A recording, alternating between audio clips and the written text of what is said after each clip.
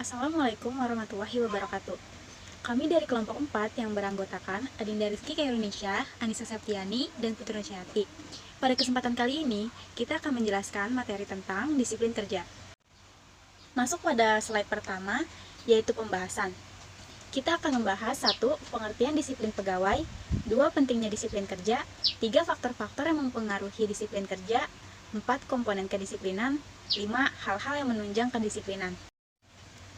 Selanjutnya, pengertian disiplin pegawai. Kedisiplinan adalah kesadaran dan kesediaan seseorang menaati semua peraturan perusahaan dan norma-norma sosial yang berlaku. Kesadaran ini adalah sikap seseorang yang sukarela menaati semua peraturan dan sadar akan tugas dan tanggung jawabnya. Jadi, seseorang akan bersedia mematuhi semua peraturan serta melaksanakan tugas-tugasnya baik secara sukarela ataupun karena terpaksa. Di beberapa perusahaan menetapkan sistem sanksi atau hukuman dalam kedisiplinan karyawannya. Tujuannya untuk mendidik karyawan supaya menaati semua peraturan yang ada di perusahaan tersebut. Pemberian hukuman ini dilakukan harus secara adil dan tegas terhadap semua karyawan, agar sasaran pemberian hukuman tercapai dengan keadilan dan ketegasan terhadap seluruh karyawan. Contohnya, seorang karyawan akan melaksanakan tugas dan tanggung jawabnya karena ada faktor kontrak yang mengikatnya. Jika karyawan tersebut tidak melakukan tugasnya, maka akan diberikan hukuman berupa teguran atau SP, surat peringatan. Indikator-indikator kedisiplinan. 1. Tujuan dan kemampuan. Tujuan dan kemampuan karyawan ikut mempengaruhi tingkat kedisiplinan karyawan tersebut.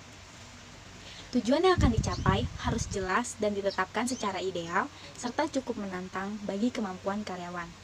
Contoh, tujuan atau pekerjaan yang dibebankan kepada karyawan harus sesuai dengan kemampuan karyawan yang bersangkutan, agar dia bekerja sungguh-sungguh dan disiplin dalam mengerjakannya.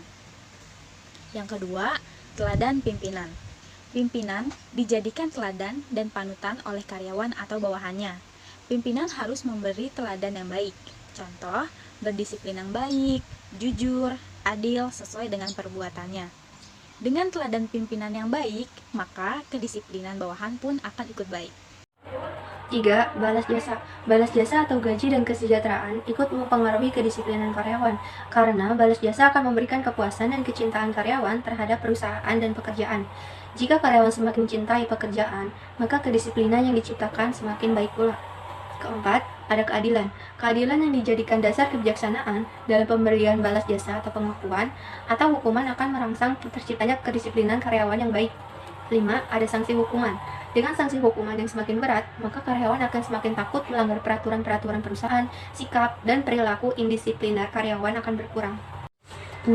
Ketegasan. Pimpinan harus berani dan tegas bertindak untuk menghukum setiap karyawan yang indisipliner sesuai dengan sanksi yang telah ditetapkan. 7. Hubungan kemanusiaan. Hubungan kemanusiaan yang harmonis di antara sesama karyawan ikut menciptakan kedisiplinan yang baik pada sebuah perusahaan, hubungan yang bersifat vertikal maupun horizontal. Lalu ada macam-macam disiplin kerja. Yang pertama, disiplin preventif, merupakan suatu sistem yang berhubungan dengan kebutuhan kerja untuk semua bagian sistem yang ada dalam organisasi. Jika sistem organisasi baik, maka diharapkan akan lebih mudah menegakkan disiplin kerja. Kedua, disiplin korektif, merupakan suatu upaya menggerakkan pegawai dalam menyatukan suatu peraturan dan mengarahkan untuk tetap mematuhi peraturan sesuai pedoman yang berlaku pada perusahaan. 3. Disiplin progresif, merupakan kegiatan memberikan hukuman-hukuman yang lebih berat terhadap pelanggaran-pelanggaran yang berulang.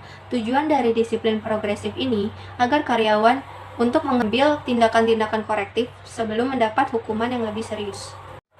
Faktor-faktor yang mempengaruhi kedisiplinan. Banyak faktor yang mempengaruhi tegak atau tidaknya disiplin kerja dalam suatu perusahaan. Menurut Ghazali Saidam, faktor-faktor tersebut antara lain: yang pertama, besar kecilnya pemberian kompensasi. Kedua, ada tidaknya keteladanan pimpinan dalam perusahaan. Ketiga, ada tidaknya aturan pasti yang dapat dijadikan pegangan. Keempat, keberanian pimpinan dalam mengambil tindakan. Kelima, ada tidaknya pengawasan pimpinan. Keenam, ada tidaknya perhatian kepada para karyawan. Dan yang terakhir, diciptakan kebiasaan-kebiasaan yang mendukung tegaknya disiplin. Komponen kedisiplinan Rifai 2005.2444 menjelaskan bahwa disiplin kerja memiliki beberapa komponen seperti: 1. Kehadiran. Hal ini menjadi indikator yang mendasar untuk mengukur kedisiplinan, dan biasanya karyawan yang memiliki disiplin kerja rendah terbiasa untuk terlambat dalam bekerja. Yang kedua, ketaatan pada peraturan kerja. Karyawan yang taat pada peraturan kerja tidak akan melalaikan prosedur kerja dan akan selalu mengikuti pedoman kerja yang ditetapkan oleh perusahaan.